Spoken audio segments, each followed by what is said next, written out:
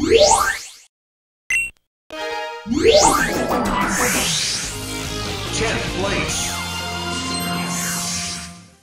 So, what's that game that could be switched with 11th place?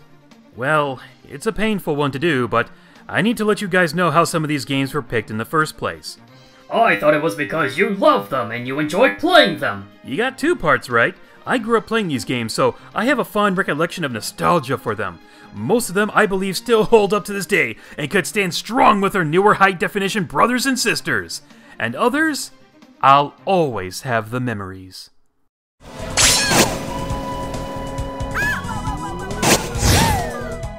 I'm starting to wonder if this should really be called Mario Kart 64, when most of the people I know never pick him. It comes up low on the list, but the time I've spent with it could reach the stars! It's not something I feel compelled to pick up and play, unless I need the footage. But that doesn't mean I don't look fondly at it. There are so many fun tracks like Koopa Troopa Beach, Bowser's Castle, Yoshi's Valley, and Toad's Turnpike, especially on Mirror Mode. The shortcuts on maps like Wario Stadium, Rainbow Road, and... please don't make me relive this one. The better-than-before Battle Mode tracks, and up to 4-player action, this game needed to be in every N64 owner's collection. You may have brought us the introduction of the blue shell, but after everything else you've given us, I can look past it. Until I get hit by the blue shell, because it's hard to get past it! The controls aren't as tight as I remember them, and man do I want to snap that rubber band AI! Can't get any space to myself unless I'm in last! Or take a shortcut. There was room for improvement, and the future installments did their jobs in that department. Though, I guess I wouldn't mind playing Toad Kart 64 online with 3 friends, if the N64 games ever come to the Switch Online service. Just something I hope we can all look forward to one day. 9th place.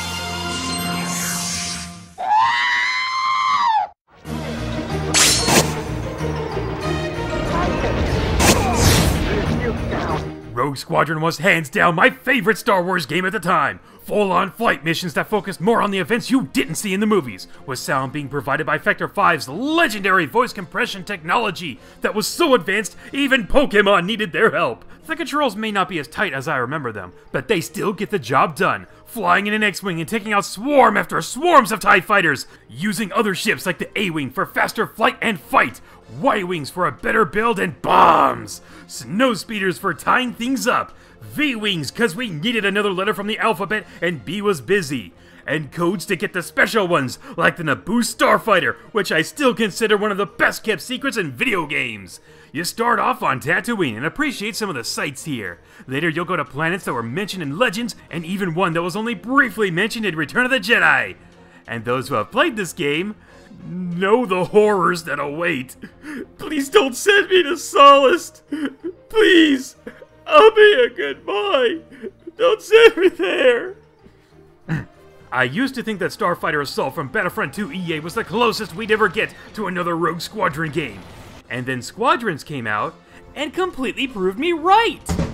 The first one wasn't the best in this series, but I think it still holds up well to this day. Another testament for the N64. Nice work, Rogue Squadron. We might make a name for ourselves after all. 8th place. Okay. 5 Kongs, 2 islands, an army out to destroy your home, and an insane amount of stuff to collect! DK was always trying to prepare us with math. This is basically as close to love it or hate it as you can get for any series without destroying the fanbase. For what it does right, I never want to get off this ride! Woohoo! For what it does wrong, I threw up 10 times, but I want to go again. I love the sheer variety in this collectathon. There are 201 bananas, which are collected by solving puzzles, using moves and power-ups, trading in blueprints, playing a song, winning races, and the bonus stages where the real challenge of the game lies. Every time you go inside one, you're at the game's mercy. They range from, oh thank the Lord it's an easy one, to, what did I do to deserve this?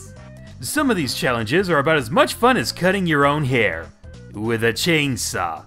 But as it turns out, you only need half of them to get to the final level. Collecting bananas to get a medal can be a pain, but you only need 15 banana medals, which can easily be gotten in the first 3 worlds, and 5 of them are given to you at the end of the game anyway. That said, I won't blame you for hating certain parts of the game. I'll gladly join you in on some of those. That's right, even those that love this game have their limits with it. Did they really have to recycle 2 of the boss fights instead of, changing these so that they become a boss fight? Was it really necessary for me to suffer to get the N64 coin? Do I have to go crazy with some of the bonus stages?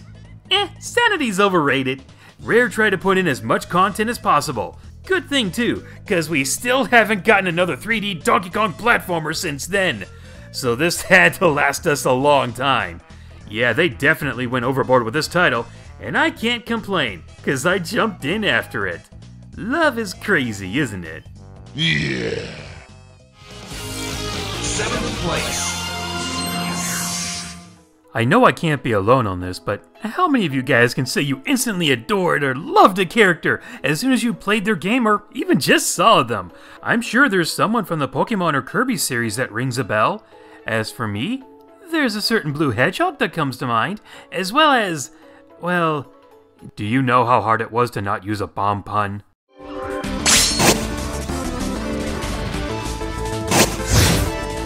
I can't quite put my finger on why I adored this game so much. The character looks like a bunch of circles put together, and his face looks like a sticker coming off of a toy. And yet, I love his simplistic and expressive design. And this soundtrack is always going to put me in a good mood. Even if I just randomly think about it, I can start to feel a smile creeping up on my face.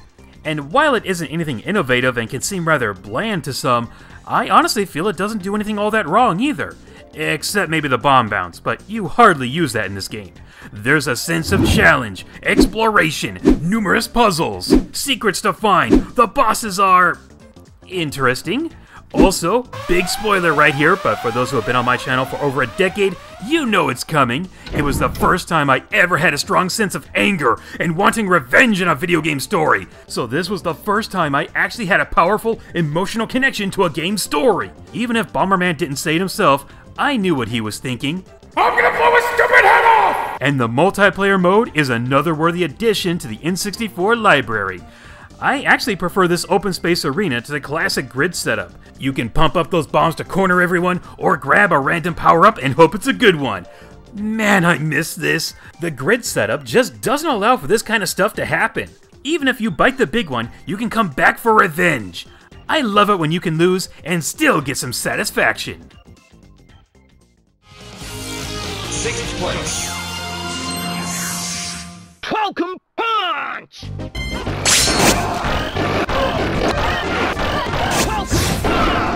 Oh, Smash Brothers, how do I love thee! I love the fact that it's so simplistic that I can play with anyone! I love how I knew about these characters in one way or another! I love how it just felt so different from anything I've played!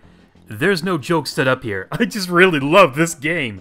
When it came to multiplayer experiences on the Fun Machine, GoldenEye and Mario Kart were at the top. Then along came this one, and a whole new level of addiction was added to my collection. There was a time when I used to have this as my favorite N64 game, mainly because it features so many games I cherish. But sadly, the lack of features has brought it down over the years. I can only keep doing Classic on very hard with one stock for so long. But what it lacks in content, it makes up for with original gameplay. Forget what you know about fighting games, because none of that matters here. Have well-placed attacks, or just keep spamming Falcon Punch. Items on or off. Hazard stages or hazard stages. It has something for everyone! Throw in some nods to some of the most well-beloved Nintendo classics, and fans couldn't gather the strength to put down the controller. Even today, after the later entries that improved on everything imaginable, there's still a certain charm to it that'll keep me playing for a few more rounds. Admit it, if you're watching this with someone right now and you have access to the game, you're feeling mighty tempted to do the same, aren't you? 5th place. It's me, Mario!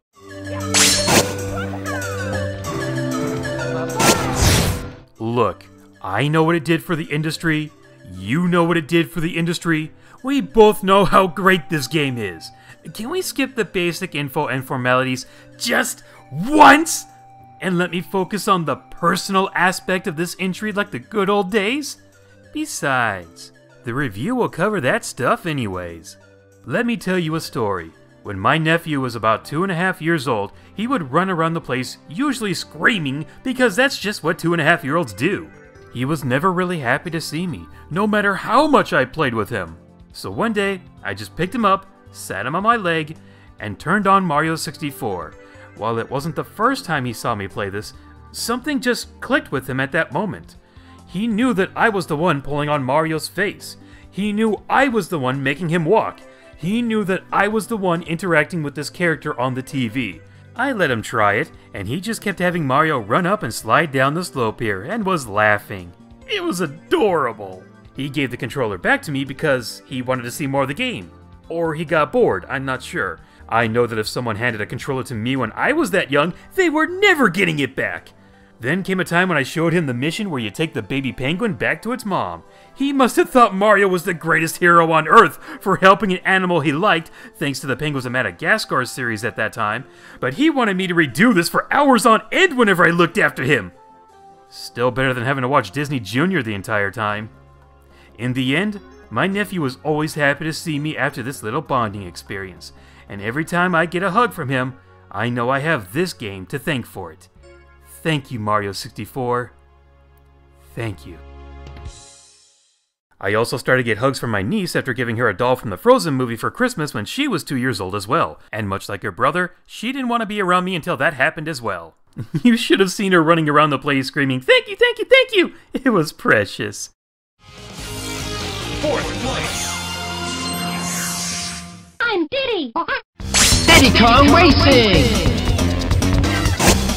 How is it that back then, Rare was able to make more use out of the system than Nintendo themselves? Yes, Mario Kart 64 was fun, we already went over that. But go back and play these two games and let me know which one you think holds up better. In fact, let's do it the way the DK crew taught us, with math! First up, Toad Kart 64 has 16 courses, 8 playable characters, numerous shortcuts, intentional or not, and a rewarding drifting system.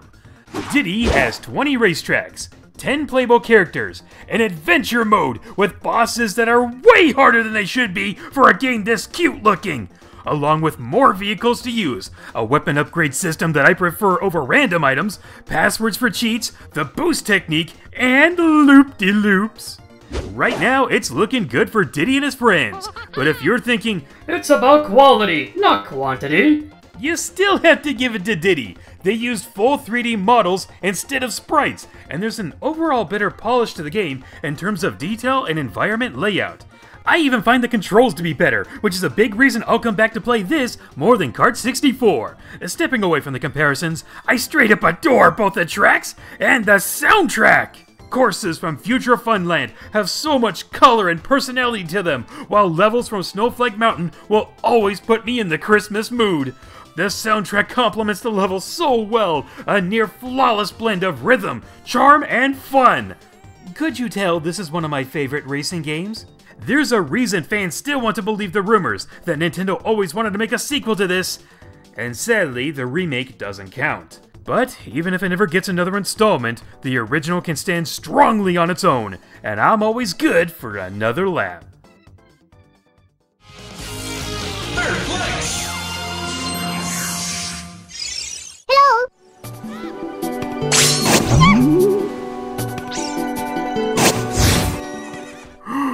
OOT got bumped down? The Ocarina is still timeless in my eyes. I can recall being dazzled when it launched, even if I don't have the cartridge anymore, and even to this day, I can still enjoy doing the same thing I've been doing in the game for over 20 years. Love is insanity, my friends, but you already knew that by now, didn't you? I could skip doing the big Goron Sword quest right after getting the hookshot in Epona, but that would suck! I could ignore getting the extra songs and bottles, except for the Poe hunting one, but who would do such a dumb thing? I could let the world burn while I go fishing, so I think I will. The fact that this game is looked at so highly, even to this day and age, is why I believe so many people are trying to take stabs at it. It's become far more of a challenge to find fault with the game than to find something else to give it more credit. The landscape being vast and barren seems to be the easiest one to pick on, and a part of me understands that. The other part remembers just how mesmerizing it was to see a huge landscape like this in a 3D game. I could look to the mountains and head in that direction if I wanted to. I could tick off the giant pea hats, visit a ranch, hunt down some poes, track down a cheater, find some secrets, or just enjoy a horse ride. So barren, right? Noticed how I haven't even started talking about the main quest, dungeons, bosses, characters, and even things like music?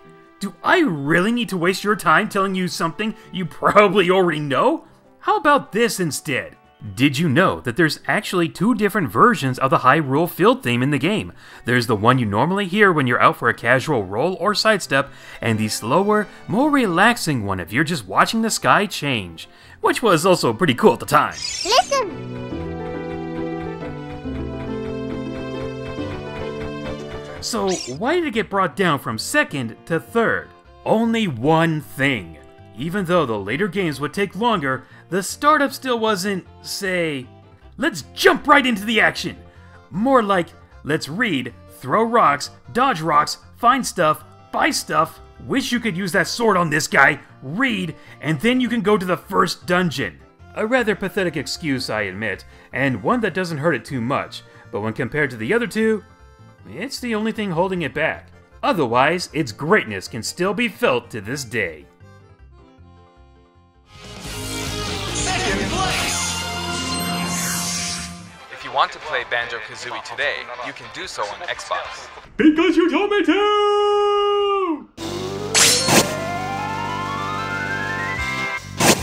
Mario 64 was the foundation of future 3D platformers to follow, and then Banjo-Kazooie built a 5-star hotel on top of it from which gamers never wanted to leave. Everything Mario did, Banjo expanded on. The moves that you can learn like Wonder Wing and Beak Bomb, levels like Freeze Easy Peak and Treasure Trove Cove that put a warm feeling in your heart and a chill down your spine. The wonderful music and how it interchanges within the areas, the characters full of character, the puzzles that range from super easy to no! The captivating charm, and the secrets that drove players into a rabid frenzy of how do I get this? What does it do? For 2 years! Good times. You could tell they had big plans for these two. Made me wonder what the future would be like for our new duo heroes. Go back! 2E has been growing on me over the years, but I'll always prefer the more colorful, nonsensical, and less backtracky first installment. I do wish it had a better replay value, since once you've gotten all the jiggies, health upgrades, secrets, and beaten the final boss, that's it. And yet, one playthrough just isn't enough, always trying to do it faster, or try to see what it's like to get the jiggies out of order, or what the perfect setup is. When you want to play through the game again after just beating it, I think you've got a winner on your hands. Doesn't matter if you played on an Xbox system or the original on the N64, it's just worth playing over and over again. Here's hoping we get a Banjo redo-y one day, and hopefully 3E that'll do the series justice. Alright, first place! It's about time you showed up, Fox.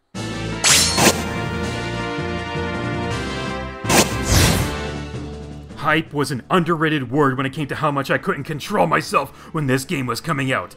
Take the Super Nintendo Classic and make everything better by a popular number, and you have... yeah, that's an accurate title for it. I guess that works for Europe.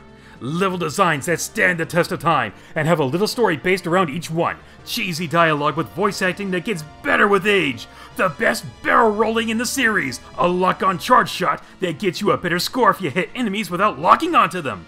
Going off the rails in an all-range mode. A multiplayer mode just in case you want it, and you've got me wondering if there's anything else that needs to be said. Alright, let's throw in some innovation while I'm on the topic. This game came bundled with the Rumble Pack. You get hit, you get a vibration. And when something like this happened, the controller looked like it needed to go to the hospital. This game felt so immersive, so finely tuned, and so incredible! I don't blame them for trying to replicate this game, but they need to try building off of it instead of trying to repeat it. The replay value lies in always trying to outdo yourself with a better score. Or just playing it again because it's just that good. I find very little wrong with this game. In fact, I have trouble finding faults with it. Even saving your decoy teammates doesn't bother me that much, especially since most of them are scripted anyways. This game delivered on so much that I have a hard time trying to think of anything else it could have done. A co-op mode would have been nice, but I think the frame rate would have definitely taken a hit. A level select feature would have been cool like the 3DS version, but always starting off with a single laser is kind of heartbreaking to me. Unless there could be a feature to let you unlock instant power-ups. It's easy to pick up, and play, and master, and it really makes you feel like you can make an entire armada squirm! The last line has been breached! These guys are crazy! We didn't have to sacrifice Star Fox 2 to get this, but it all worked out in the end, so no harm, no foul. And that'll do for this long overdue list. Whew! I had to dig quite deep for this one, and I hope it was worth the wait. And if you have a difference of opinions, I'd love to hear what 20 N64 games are your favorites! I've said it before, and I'll say it again. Classics are eternal.